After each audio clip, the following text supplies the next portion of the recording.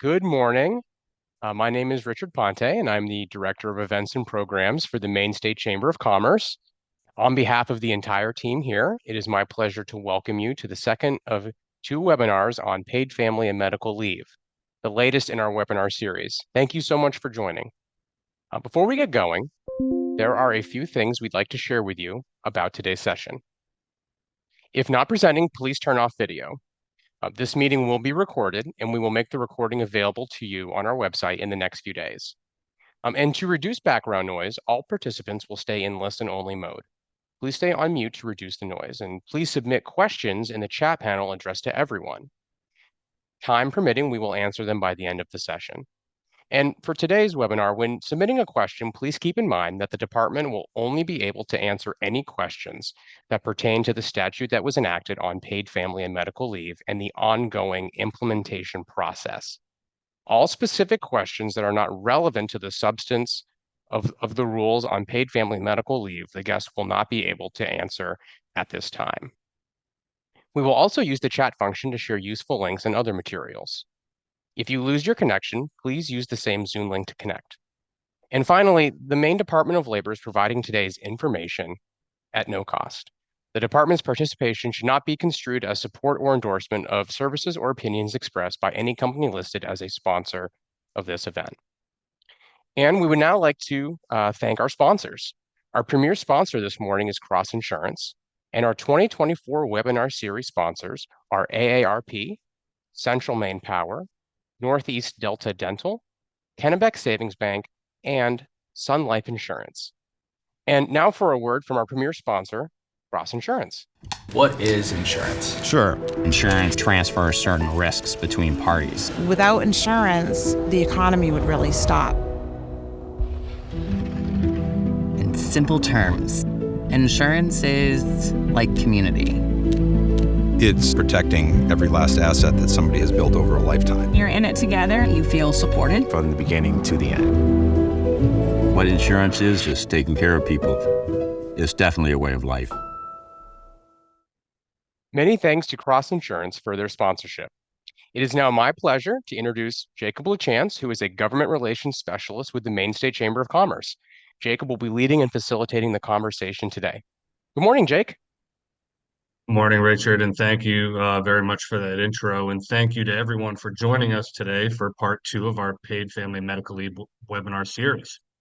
We're happy to have the Department of Labor with us today, giving an update on where the Maine rulemaking process is at and what the process will be like going forward. Before we begin, I want to welcome both Senator Matty Daughtry from Senate District 23 and Representative Kristen Cloutier from House District 94. Senator Daughtry and Representative Cloutier were sponsors of the paid family medical leave legislation last session, and Senator Daughtry will be giving our opening remarks today.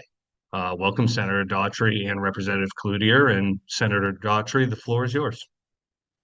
Thank you so much, Jake, and good morning, everybody. I'm really excited to be here with the Zoom, and I want to thank the Maine State Chamber of Commerce for hosting this, and as well as the Department of Labor for joining us all this morning. I know this is a big issue for all of us on this call. I know Kristen and I will always highlight that this is one of the largest pieces of labor law that has been passed in Maine in the last 50 years. It was one of the most gratifying things both of us have worked on, of trying to find a solution that works for Maine. Over the 3 years that led up until this moment, we were privileged to be able to speak with many of you, touring the state, talking to businesses, ranging from sole proprietors all the way up to some of our largest businesses in Maine. And the one thing that we heard loud and clear, and why I think Zooms like this are so important, is that we had to find a solution that works for Maine. We had to find a system that was built in our economy, that is built for our citizens and works for our businesses as well. That means that we couldn't hit copy and paste from any of the other states. And that means, we have to find a way to balance all of these competing pressures. And that's one of the reasons I'm so grateful to the Department of Labor and for everyone who's been a contributing factor and a voice throughout this bill's passage, making sure that we have the best possible outcome for the legislation, and that we're getting to hear from everyone, whether you're working in hospitality and service like I am, or if you're working in some of our heritage industries as well. And I have to say, I'm particularly interested to see this process, and as it's moving forward with rulemaking, not only as the bill's sponsor, but also as a small business owner myself. With that, I don't know if Kristen wanted to add anything, but I'm just excited to be here and to listen. Thank you so much, Senator. I really appreciate it. I think uh, we appreciate those comments, and Representative Cloutier respectfully bowed out of comments this morning, but I think you hit the nail on the head. So thank you so much. Um, Next, we'll be turning the floor over to the Maine DOL, Director of the Paid Family and Medical Leave Program, Luke Monahan, and Deputy Director Reggie Parson. Luke Monahan was born in Western Maine and is the son of a small business owner. He attended Bowdoin College and then Northeastern University for graduate studies. He started his career with case management nonprofits in Southern Maine, working with jail diversion programs with community support services for unhoused populations in the Portland area, and with at-risk youth diverted from secure detention. With the state of Maine, he brings over 12 years program administration experience with the Department of Corrections and the Department of Health and Human Services. Most recently, he has acted as the Associate Director of the Division of Disability Determination Services with the Department of Health and Human Services, an office that was tasked with making the medical determinations of the Social Security Disability Insurance Program. Deputy Director Reggie Parson currently serves as the Deputy Director for the Maine Paid Family and Medical Leave Program and with the Maine Department of Labor.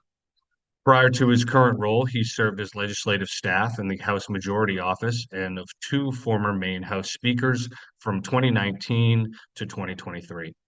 He has a Master of Public Administration from the University of Wisconsin-Oshkosh and a Juris Doctor with a Pro Bono Publico Award with distinction from the University of Maine School of Law.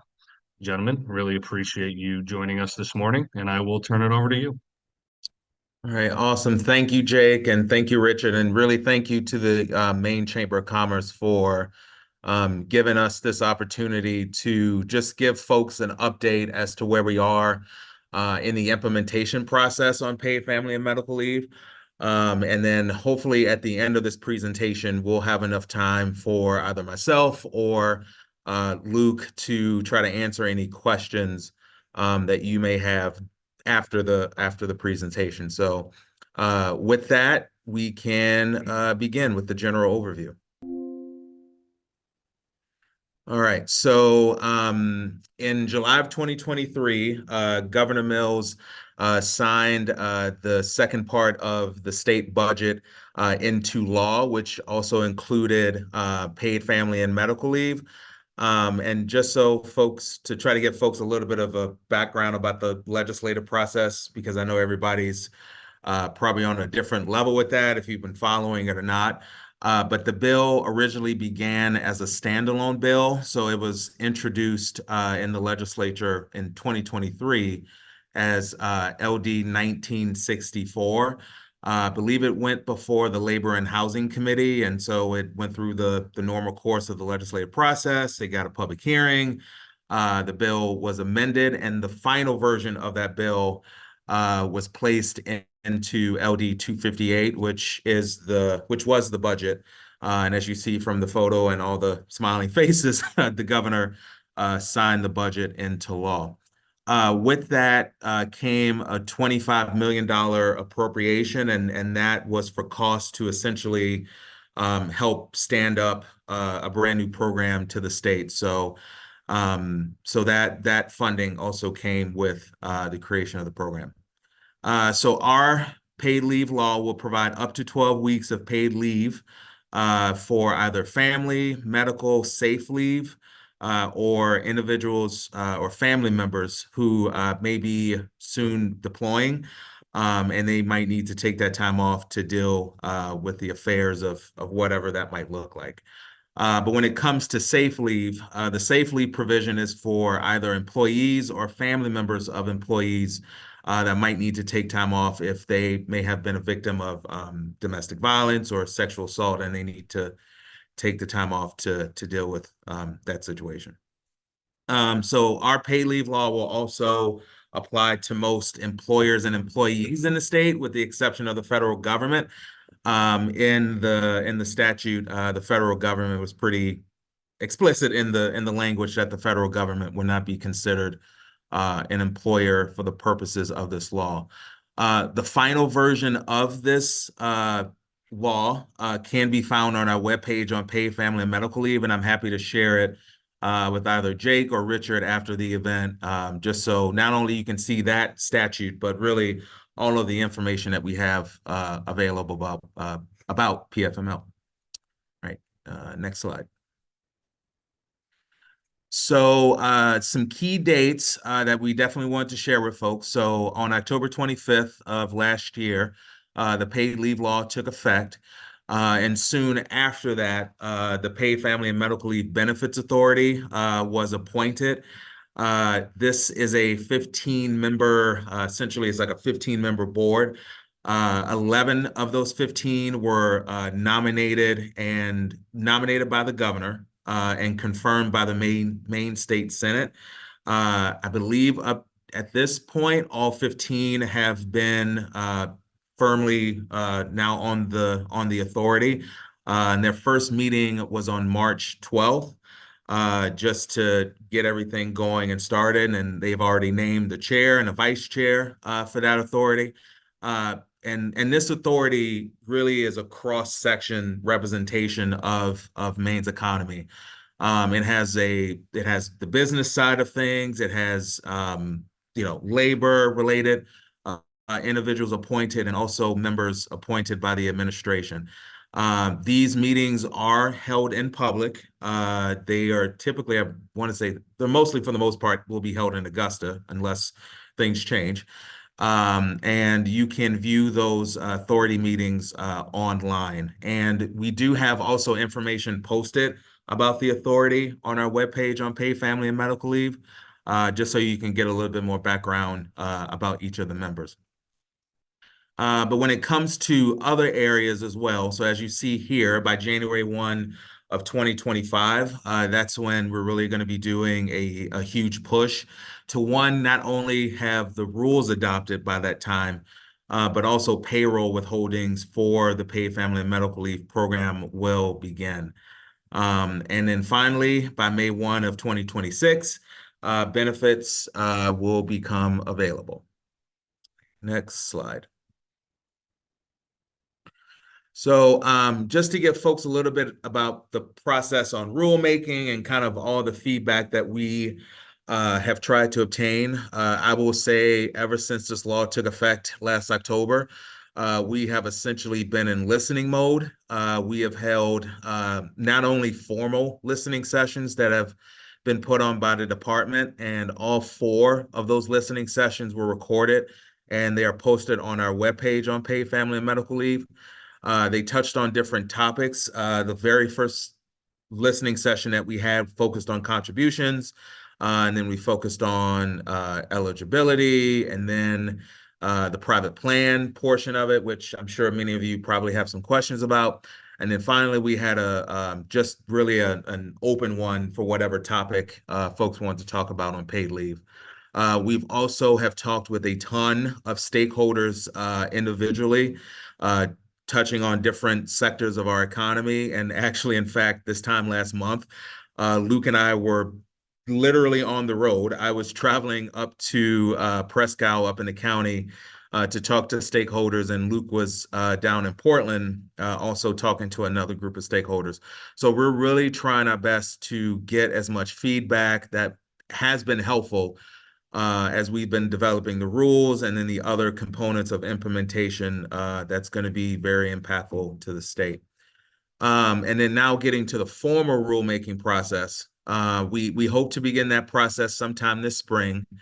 And just to try to provide a layout of how, at least I think it might be, the rulemaking will be in accordance with the Maine Administrative Procedures Act. So basically, once those rules are posted and ready for public consumption, the public will have at minimum 30 days to offer any written comment about the draft rule. And in addition to that, folks could attend in person to also offer public comment. We're still working on the logistics on planning for that in-person public comment period. But once we have our things squared away internally, we will plan to announce that in terms of the date and the time and the location. And so we're certainly aiming to have these rules adopted before January 1 of 2025, so folks have enough time to absorb the final draft of the rule and then, be prepared for the next steps after adoption. All right, so next slide. So when it comes to the contributions portion of the PFML program, the contribution per employee will be set at 1% of an individual's wage rate that will be split between the employee and the employer. Depending on the size of the size of employees you might have, that might look a little bit different. So we tried to create some examples to try to provide folks with some education around what that might look like. So if you are an employer with 15 or more employees, and we threw out an example, a example payroll of $1 million a year, the premium should be around $10,000. The employer would pay 50% of that premium, and all of their employees combined will pay the other 50% of the premium, equaling 1%. If you have less than 15 employees, that might look a little bit different. And so we included another example of what it looked like for an example payroll of $250,000.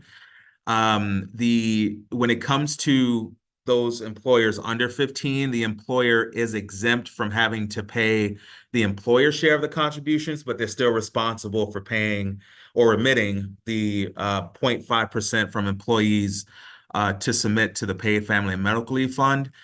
And in addition to that, self-employed individuals can also opt into this program, as well as tribal governments.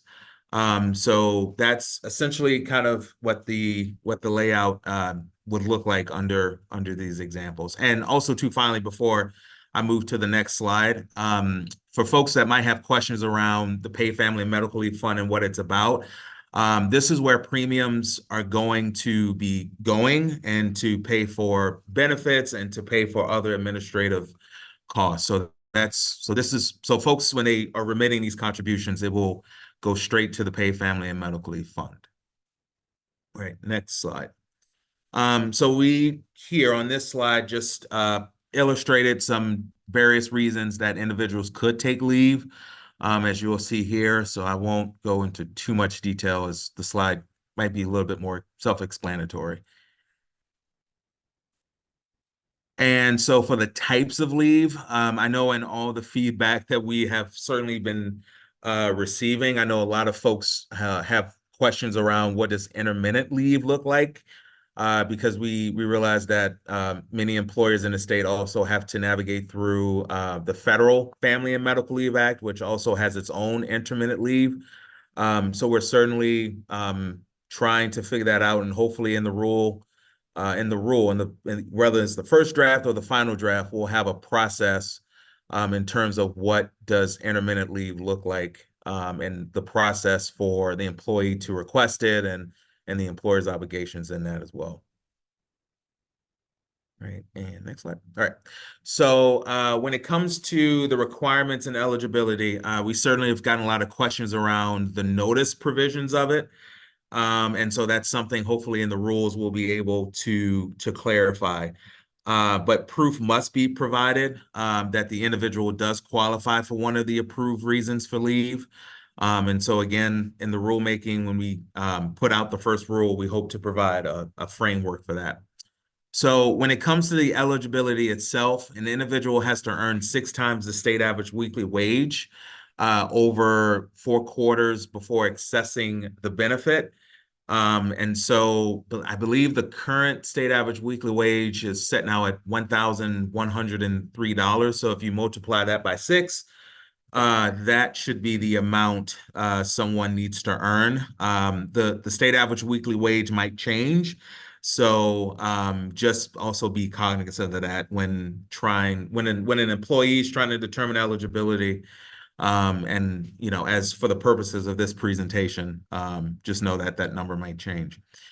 We've also received a lot of questions on the undue hardship portion of the statute, and again, we hope to provide a clear framework as to how employees and employers will navigate through the undue hardship provision that's in the statute. All right, next slide. So just some information for employers to consider. There's been a lot of questions around the private plan exemption and kind of what does substantially equivalent mean. That's something we certainly are trying to navigate through in the rulemaking process, and hopefully, again, we can provide a good framework for folks. But basically, the private plan provision in the statute, if an employer does have a plan that is substantially equivalent to the Maine paid family and medical leave law, they can opt out in terms of having to pay contributions, but they still might be responsible for meeting other obligations in order to keep that private plan. So just be for employers who are thinking about kind of what is the best approach for their businesses, just keep that in mind. Then the department will also still maintains the right to withdraw the approval of that private plan if any of the terms and conditions are violated. And then also too, there is a notice requirement for employers as well. And I would actually encourage folks, and again, once I share the link with Jake or Richard, to really look at the statute just so for your own education to see what the framework looks like. And so folks can have a better understanding, when reading the statute, and then when the rules come out, that might inform your ability to offer also public comment. But if the employer does fail to provide notice about the employee's ability to take Maine paid family and medical leave, the employee's obligation to inform that employer that they're taking leave is considered waived. And then finally, for the job protection provision that's in the statute, so individuals who have not worked for an employer for at least 120 days or more are not guaranteed job protections when taking leave. We've received a lot of questions about what days mean. And again, hopefully we can offer some clarity in the rulemaking process. All right, so next slide. So when it comes to the benefit calculations, it will be based on a tiered system based on the state average weekly wage. And as you see here, that calculation will certainly make a difference depending on how much someone's individual average weekly wage is, essentially. And then, so on this particular slide, and just to also be transparent, this is only a portion of the longer version of the PowerPoint that's available on paid family and medical leave. So I would encourage folks when they view the website to look at the 3 examples that we have listed out, just so folks have a better understanding of what this might look like in a real life scenario. And benefits are also capped at the state average weekly wage. And so again, we just used the $1,103 number for 2023, but again, that number might fluctuate in the future, but benefits will be capped at the state average weekly wage. And next slide. All right, so with that concludes really the presentation portion for this, and happy to dive into the Q&A portion when ready. Thank you, Reggie. I really appreciate it. I'll actually kick off the questions here with actually one of my own questions, and then dive into the chat. I know that on one of your slides you stated that the contribution will be 1%, and I believe the statute says that would be the max. Has that 1% been determined as being solid on the 1%, or is there still a chance that through an actuarial process or what have you, that it could be less than the 1%? Sure. So I'm going to defer to Luke on this question. Yeah, so I can speak to that point. So it will be 1% until at least 2028, and that's based on, if you read the actuarial study, there actually was one done for the PFML commission through the legislature. And if you read the study, the 1% is needed to maintain the solvency at least through the first couple of years. So we can all be kind of have the finality that it will be 1%. And then if you look at the statute, it's section F or 850F 3B.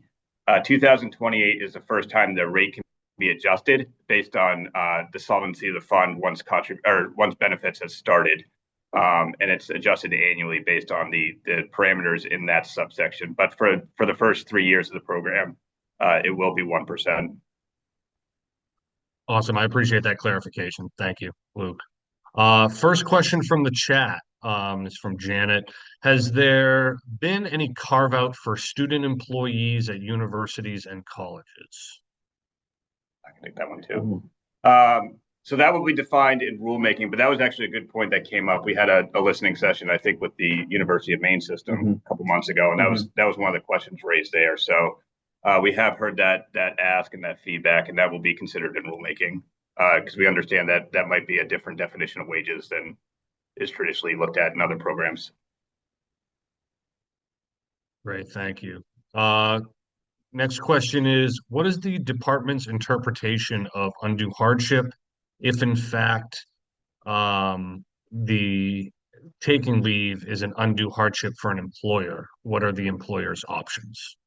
So no, that's a great question. I know that's something we've gotten a lot of feedback about, and I think the best way I can answer that is in the rules. When the first draft of the rules is out, we will at least try to have developed a framework on undue hardship and how the employer and the employee are going to navigate through that. Because we know in real life situations, it's not always going to be this linear thing. And so, again, hopefully in the rules, we're able to come up with a framework. But unfortunately, I won't be able to answer that question now. Next question from Amy. I think I'll actually take, will the PowerPoint from last week and today be distributed and available for further viewing? I know both of last week and this week are both video are recorded, so you will be able to watch back and have both presentations within those in video form as well as all the questions that were answered in the back end of things. So that will be available. Correct me if I'm wrong, Reggie. I know there are some PowerPoint stuff that are on your website as well that are pretty similar, if not exactly the same to this. Yeah. So yeah. And I can also send to you, Jake, the longer version of the PowerPoint with the 3 benefit tier examples as well, because basically the PowerPoint is identical to the one that's online with the exception of the 3 examples. Perfect. Thanks. And we'll be sure to ship out in this for the sake of information sharing on the chamber side as well for everything as well. Next question is from Lisa. Will the department allow a compliance period for non-compliant private plans before withdrawing approval? Yeah, so that'll have to be defined in rule, but I would imagine there's some chance for correction before it's automatically withdrawn. I think some of it will be because any private plan will be subject to appeals from the state, as is any public decision made through the Administrative Procedures Act. So I think that will come into play, but I would imagine that would be a period for correction, and that will be defined more in rule. Thank you. Next question is, when will we be made aware of what a substantially equivalent plan consists of, and will it be based on equivalent time or? I get that. Yeah, okay.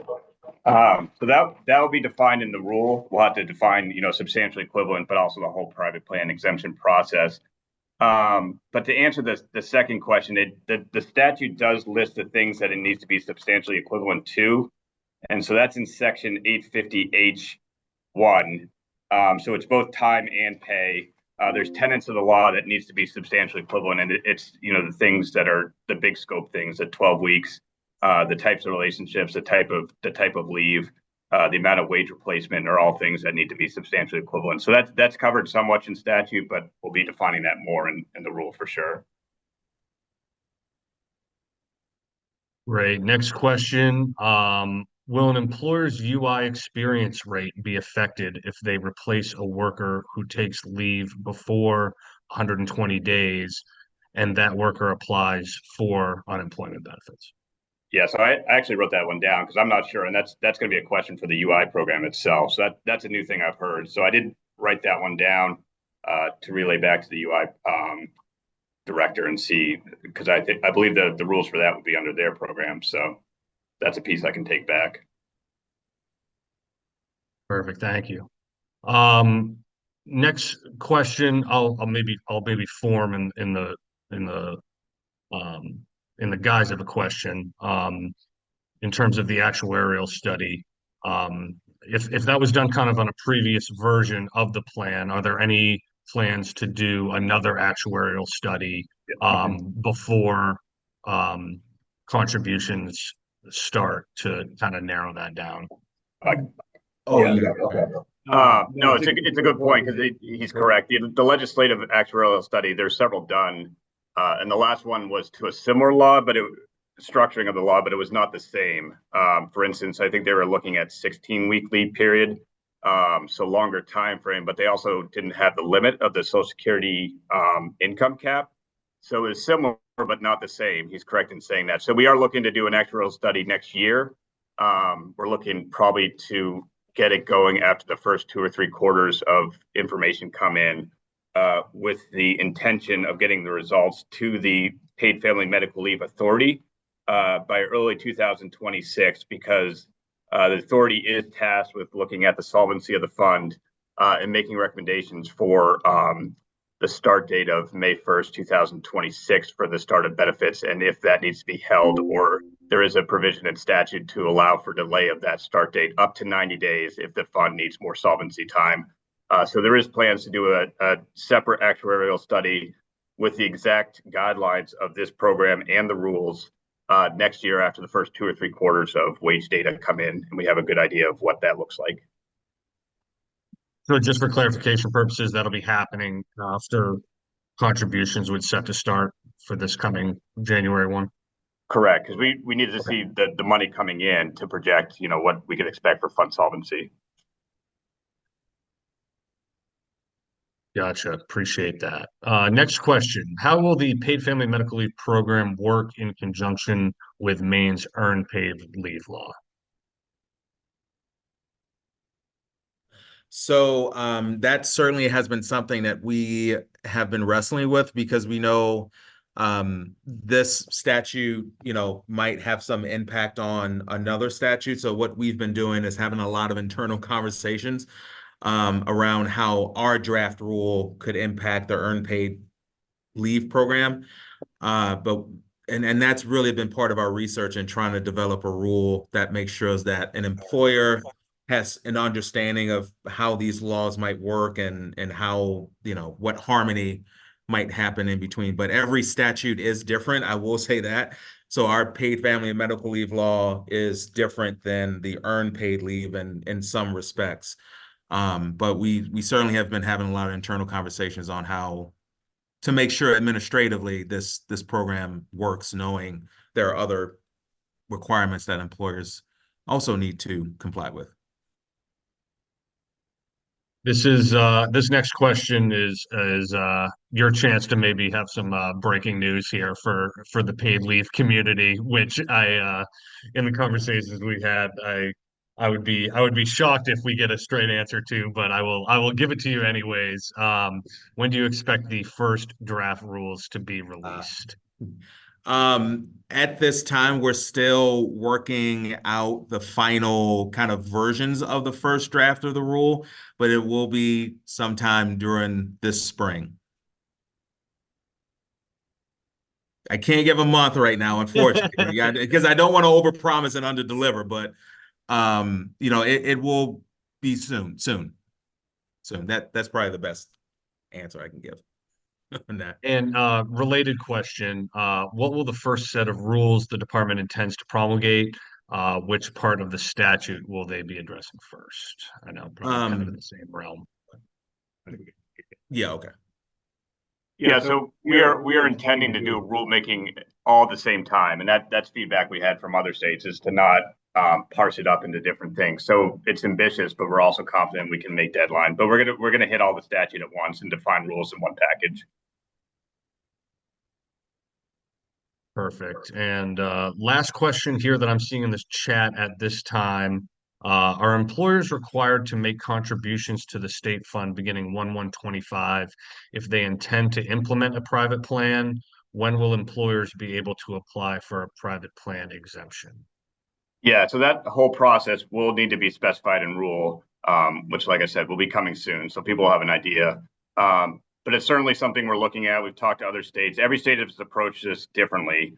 And we're aware of all models. We've taken feedback from different state directors. I think we've talked to every single state director about this. The piece that we are able to clarify, and it's in the frequently asked questions on the website now, is that the plan, and I think ACLI covered this last week, once rules are adopted, these private plans need to be created.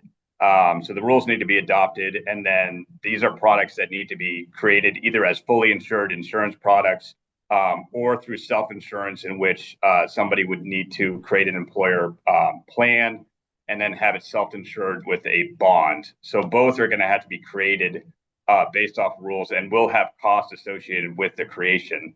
So that is something that's on our frequently asked question page now, because we've gotten a lot of questions about, we have an employer policy that we want to submit now, and an employer policy on its own is not sufficient. It has to, meet the requirements of the law and also be insured, whether that's a fully insured insurance product through a third-party vendor or a third-party administrator, or if it's self-insurance with the backing of a surety bond. So both things have to be created from rules and have a cost associated with creation. But employer policies alone do not qualify by statute.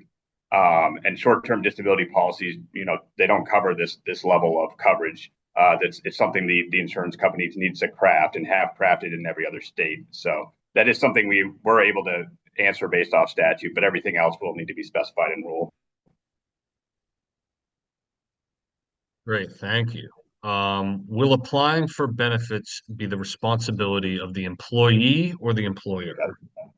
Yeah, so I think it's pretty safe to say the employee will be driving the application process in terms of if, depending on what qualifying reason that might be, it will be the employee applying for benefits. But I will also say in the statute, the employer will be notified that their employee has applied for paid family and medical leave.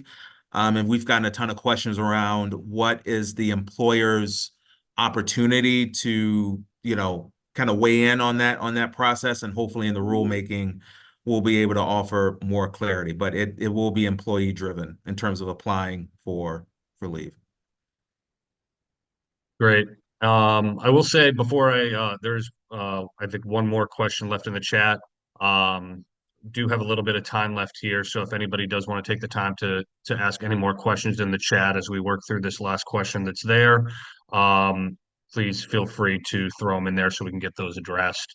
But the last question as of now, are there plans to be a cleanup bill submitted by the department next session, specifically on issues like the taxability of paid family and medical leave benefits?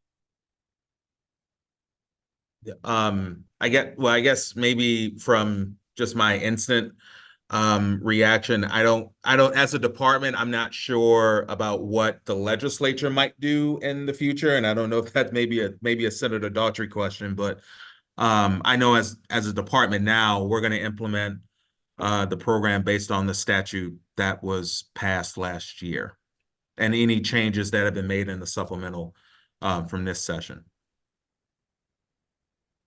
Great. Senator Daughtry, do you want to tackle that one, or leave it with Reggie? Sure. I'll just hop on that. Anything that needs to be cleaned up. I mean, this bill is a living, working document that's being created to meet all of our needs. And if we see something that's coming out of this process that needs to be corrected, I know the legislature, I can't speak obviously for future legislature, but so long as Kristen and I are in that building, and I'm sure even when we're not, we'll be making sure that we're lobbying legislators to make sure that the program has everything that they need and that it's well supported and works for Mainers. Thank you, Senator. Very, very much appreciated. Right now, there are employers who provide considerably higher benefits for high wage earners that they would receive under the state plan. Are there things that are going to be in the rules that will address this? Yeah, that that would have to be specified in rule, but I think it would be a question of if that's fully insured. Whatever plans are out there are going to need to be certified as PFML compliant, along with the structuring of this statute and our rules. A piece of it, another piece, kind of with the compliance with these plans, is they need to cover all employers within, or all employees within an employer. So I can't tell from that question if he's saying that certain employees within certain employers have a higher benefit rate, but the plan needs to apply to all employees within an employer. There can't be different levels of benefits. It has to be this level of benefit for all employees, and it has to be through a fully insured compliant product or through self-insurance, but all that will be specified in rule, yes. And I would imagine there's some structuring on the employer side within employee policies that will need to take place in response to the purchasing or the modification of these insurance plans. Great, thank you. And I will say, just as to take a couple minutes just to see if any other questions roll in. I do want to just mention that as the spring and summer kind of go along, the chamber will be definitely working with the department to try to have more information kind of broadcasts like this to make sure that both employers and employees alike are kind of hearing information and updates from the horse's mouth per se, opposed to the game of telephone that definitely kind of inevitably happens with a lot of these things. So as the spring and summer really go along, we'll probably have, I'm pretty confident to say, at least one more kind of information session like this, partnering with the DOL to get the information out there. So hopefully that information sharing doesn't stop here kind of before the rules are out. And after the rules are out, we're gonna definitely work to keep that line of information sharing going. Both not only just with the chamber, but with the DOL and everything alike. So another question has popped up in the chat. Will you allow for a layering of benefit to allow an employer plan to make up the difference beyond the benefit cap for high wage earners? Yeah, and I think that's talking about wage replacement, because we do have a progressive wage replacement in the statute. And so that's something that will need to be defined in rules, but other states do allow for that. It's called like supplemental wages to bring. So if you have an employee who's basically getting 70% wage replacement, can the employer provide supplementation to get them to their 100% of their salary? That's something that will need to be specified in rules, but other states have certainly looked at that, what they call supplemental wages.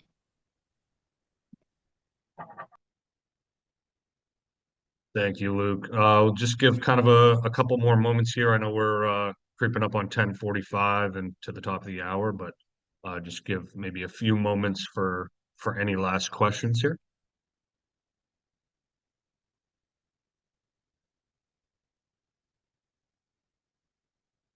Maybe just as we wait, maybe for Reggie and Luke, just kind of overall 50,000 foot view of you folks, how you felt this process has kind of gone so far, with it being new to the state from the legislative session last year, and kind of maybe a little bit more into the role the benefits authority will have going forward.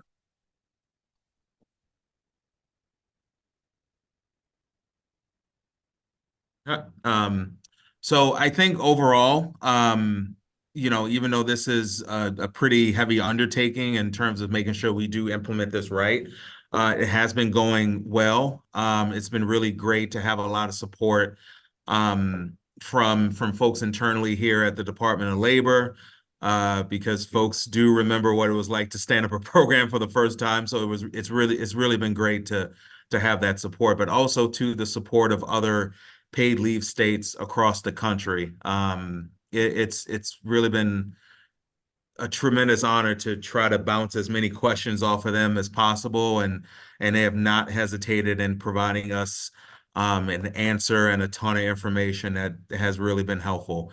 So knock on wood, so far things are going well, and we are looking forward to getting started on some of the heavier things with this implementation, such as rulemaking. So far so good.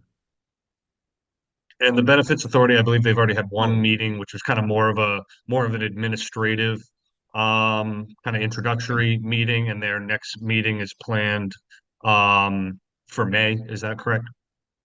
Yeah, if you want to, yeah, the next one is actually next Tuesday, I believe, from 9 to 11. If you go on our website, there is a link if people want to listen in. I think the agenda will be presented at the meeting, but there is a link for our website for the meeting next Tuesday, I believe, from 9 to 11. Great, thank you. Looks like one more question here popped up. If employees are required to use earned paid leave time before PFMLA benefits begin during the period of paid leave, will those employees be able to take paid family medical leave time in increments of an hour or less if the employer allows for smaller increments?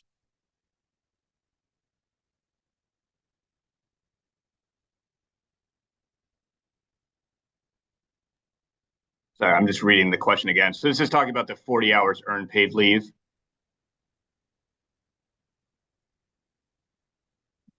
Or are they talking about employer leave time?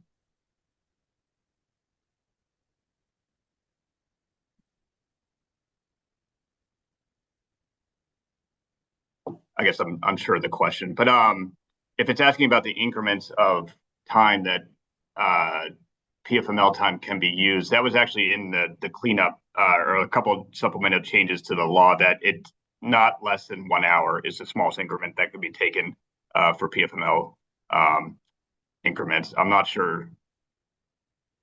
Okay, yeah. So yeah, it'll be the same for PFML. That's 1 hour blocks. Thank you for the clarification, Jack.